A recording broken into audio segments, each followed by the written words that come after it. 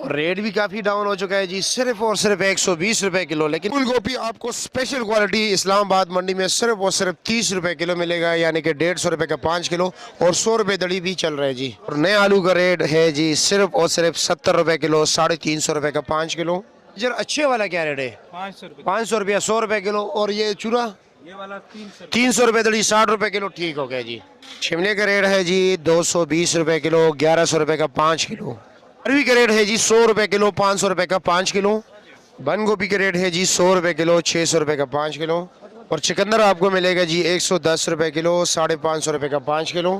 Film का rate है जी सिर्फ और सिर्फ 60 रुपए किलो, 300 रुपए का 5 किलो।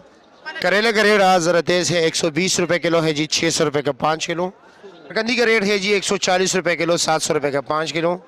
कीरे का रेट है जी 60 रुपए किलो, 300 रुपए का 5 किलो। गाजर शिमला आपको मिलेगा जी 1100 रुपए से लेकर जी 1300 रुपए तक दड़ी, यानी कि 220 से लेकर जी 260 रुपए किलो तक। करे गोल बैंगन की, गोल बैंगन का रेट है जी 60 रुपए किलो। आजकल जी काफ़ी चर्चा चल रहा है जी, माशाल्लाह आप देख सकते हैं मानसरे वाले नए आलू। मौलवी साहब क्या रेट चल रहा है?